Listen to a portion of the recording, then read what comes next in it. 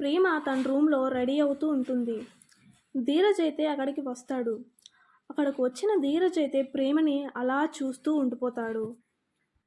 ఏమైందిరా ధీరజ్, అలా చూస్తూ ఉండిపోతున్నావు, ఏమైంది అని అయితే ప్రేమ ధీరజ్ని అడుగుతూ ఉంటుంది.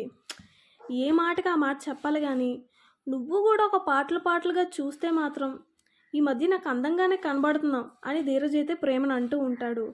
ఆ మాటలకి ప్రేమ అయితే నవ్వుకుంటూ ఉంటుంది.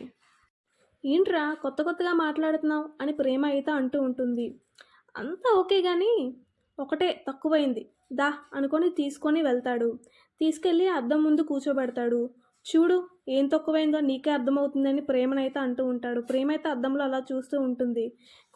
కూర్చోబెట్టి ధీరజ్ అయితే ప్రేమకి జడ వేస్తూ ఉంటాడు. అది చూసిన ప్రేమ చాలా లోపల చాలా ఆనందపడిపోతూ ఉంటుంది. ధీరజ్ నాకు ఎంత ప్రేమ చూపిస్తున్నాడో అని చాలా మురిసిపోతూ ఉంటుంది. ధీరజ్ అయితే జడ వేసేస్తాడు. ఇప్పుడు చూడు ఒకటి తక్కువైంది అన్నాను కదా, ఇప్పుడు అది జడ వేసుకోగానే నువ్వు ఎంత అందంగా ఉన్నావో చూడని అంటాడు.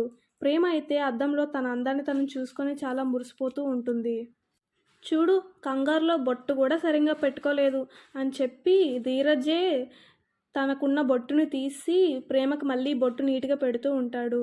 ప్రేమ అయితే అలాగా ధీరజ్ కళ్ళల్లో అలా చూస్తూ ఉండిపోతుంది. ధీరజ్ చూపించిన ప్రేమకైతే ప్రేమ చాలా హ్యాపీగా ఫీల్ అయిపోతూ ఉంటుంది. అప్పుడు మళ్ళీ ప్రేమ ధీరజ్తో ఇలా అంటూ ఉంటుంది.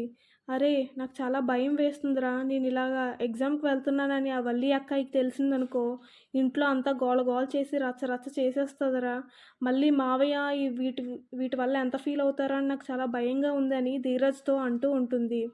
దాని తర్వాత వల్లి అయితే కూర్చొని నర్మదా కొట్టిన దెబ్బని గుర్తు చేసుకుంటూ చాలా బాధపడుతూ ఉంటుంది. ఆ కక్ష ఎలాగైనా తీర్చుకోవాలని వాళ్ళ అమ్మతో మాట్లాడుతూ ఉంటుంది. అప్పుడు వాళ్ళ అమ్మ ఇలా సలహా ఇస్తూ ఉంటుంది. మనం చేసిన పనులకి దెబ్బలు సహజమే కానీ ఆ సాగర్కి జాబ్ ఎలా వచ్చింది అనేది మనం తెలుసుకోవాలి. అది ఎలాగైనా తెలుసుకొని అప్పుడు నర్మదా తోకతో మనం ఆడుకోవాలి అని అయితే వాళ్ళ అమ్మ వల్లికి ఐడియా ఇస్తూ ఉంటుంది.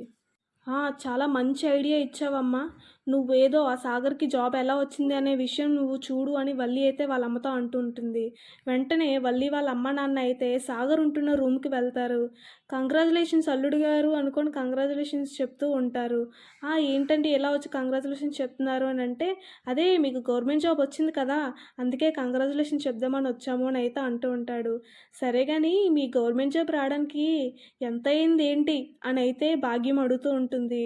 25 అని అంటూ ఉంటాడు. ఈలోపే అక్కడికైతే నర్మదా వచ్చేస్తుంది. నర్మదాని చూసిన వీళ్ళిద్దరైతే షాక్ అయిపోతూ ఉంటారు. ఇదేంటి ఈ టైంలో వచ్చింది అని. ఏం లేదమ్మాయి, సాగర్కి జాబ్ వచ్చింది కదా, కంగ్రాచులేషన్స్ చెప్దామని వచ్చాను అని అయితే అంటూ ఉంటాడు. వెంటనే నర్మదా ఓహో అదా, సరే కంగ్రాచులేషన్స్ చెప్పారు కదా వెళ్ళండి అని అయితే వాళ్ళిద్దరిని అంటూ ఉంటుంది. వాళ్ళైతే బయటకు వెళ్ళిపోతారు. వెళ్ళిపోయిన తర్వాత అప్పుడు వల్లి వాళ్ళ అమ్మ డిస్కషన్ స్టార్ట్ చేస్తుంది. ఈ జాబ్ ఎందుకు వచ్చిందో ఎలా వచ్చిందో మనం ఖచ్చితంగా తెలుసుకోవాలి, దీని వెనకాతల ఏదో పెద్ద రహస్యమే ఉంది. 25 అని అయితే సాగర్ అని మళ్ళీ మాటలు మార్చేశాడు. 25 లక్షలు ఇచ్చి కొన్నట్టున్నారు. ఇదేంటి అనేది మనం బయటికి తప్పకుండా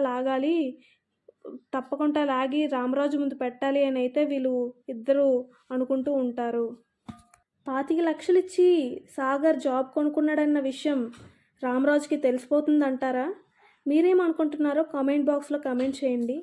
ఈ వీడియో కానీ మీకు నచ్చినట్టయితే దయచేసి సబ్స్క్రైబ్ చేసుకోండి. Thank you.